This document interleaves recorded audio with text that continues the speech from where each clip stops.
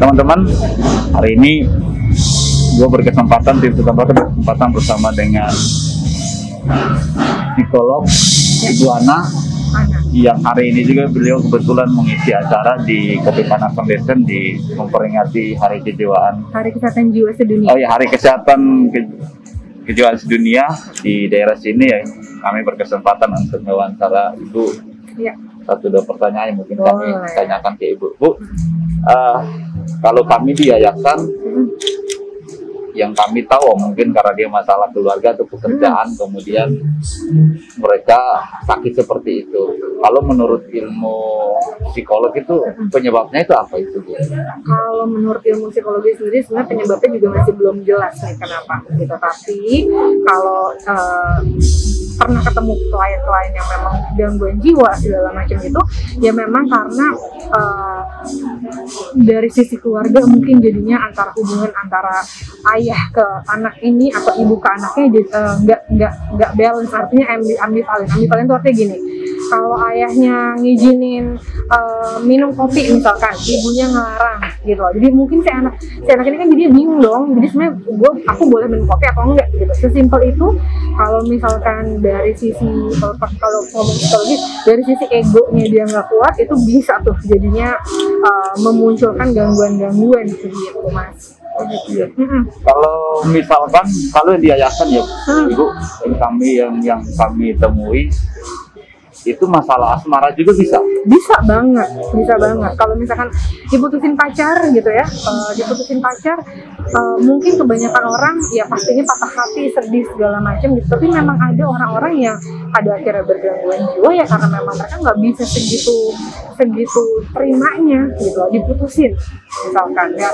Sebenarnya mungkin gara-garanya bukan pure karena diputusin pacar ya, tapi balik lagi ke belakangnya ada kejadian apa nih waktu dia kecil, dia apain atau pola asuhnya seperti apa yang kayak gitu.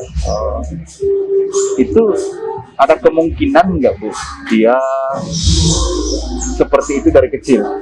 Dalam tanda kutip ODGJ seperti itu, ada kemungkinan nggak dia dari kecil sudah seperti itu atau setelah dia gede atau besar? Ada yang dari remaja gitu. Saya kurang tahu sih ada yang dari kecil atau enggak, tapi ya onset yang paling muda itu tahu saya di remaja tuh munculnya gitu. Ada kemungkinan nggak untuk dia sembuh secara total normal kembali?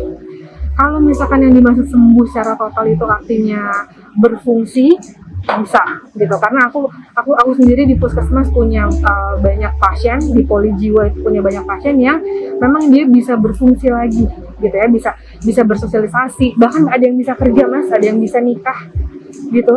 Cuman tadi catatannya adalah mungkin memang dia tetap harus minum obatnya gitu. Tetap harus distabilkannya dengan obat, nggak bisa lepas. Nggak bisa terlepas dari obat? Sepertinya masih jarang yang bisa lepas dari obat full gitu. Jadi memang harus ketergantungan obat berarti ya Bu?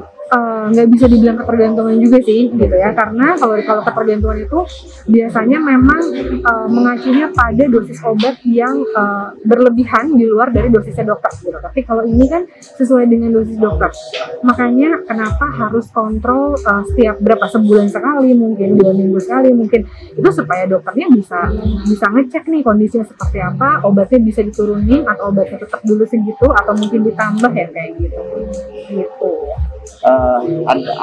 Ada kemungkinan nggak Bu kalau dari perkataan kita yang waras, yang normal ini ke mereka, oh dasar kamu gila, terus itu ada kemungkinan untuk dia tetap ada kemungkinan untuk dia merasa bahwa gue kayaknya udah nggak layak lagi nih, dan dia makin parah lagi. Bisa banget gitu loh, karena gini, kita aja gitu ya, kalau misalkan dikatain gitu ya, kan pasti ada sakit hatinya ya Mas gitu kan, ada tuh kondisi yang kayak, iya apaan sih kok sedih banget rasanya dikatain kayak gitu. Apalagi mereka gitu ya yang memang secara sosial aja mungkin mereka sering menerima penolakan tuh dari orang-orang gitu ya kan, sering dikata-katain kayak gitu. Nah itu mungkin banget lebih menyakitkan lagi gitu loh. Dan kami tuh selalu hati-hati dengan kata gila gitu ya, karena ya itu menyakitkan buat mereka ngedenger itu gitu loh. Mereka lebih bisa terima dengan kata, oh ya saya punya masalah, saya punya gangguan gitu, daripada dibilang gila Karena gila tuh asosiasinya kayaknya udah negatif banget. Iya sih, karena yang di yayasan pun seperti itu Mbak, yang kami temuin dari jalan tanya namu siapa, namaku Orgil. Nah Orgil itu kan dari kita yang Iya, sehat. iya. Oke, jadi itu juga bisa jadi penyebabnya juga Bu ya. Bu, pesan Ibu buat mereka yang di luar sana Bu. Kebanyakan kan orang di luar sana melihat mereka yang dalam tanda kutip ODGJ jadi begini. Ah gini lu itu sampah, gue gali dekat lu atau gimana, pesan Ibu buat mereka itu apa? Mereka tuh sama layaknya manusia seperti kita gitu ya. Jadi kita perlu banget untuk merangkul mereka karena sebenarnya kalau mau dilihat antara peran obat sama peran dukungan sosial itu gedenya tuh mungkin hampir sama tuh Mas gitu loh. Jadi kalau misalkan secara dia mungkin sudah stabil dengan obat, tapi kalau misalkan di lingkungan sosialnya, di lingkungan keluarganya, di lingkungan tetangganya itu masih suka ditimpukin batu, masih suka dikata-katain, ya sama aja, ini pasti bakal meledak-meledak, marah-marah juga kok gitu. Sama aja kalau kayak kita dikatain, kita kan akan ada di titik sampai kita kan juga nyerang balik ke orangnya gitu ya. Kita pasti akan di titik ngerasa marah ke orangnya gitu. Sama aja mereka juga kayak gitu gitu. Jadi anggap mereka sama kayak kita, dirangkul gitu ya, jangan dikucilin ya karena memang kita sama gitu. Cuman mereka lagi punya masalah, lagi punya gangguan.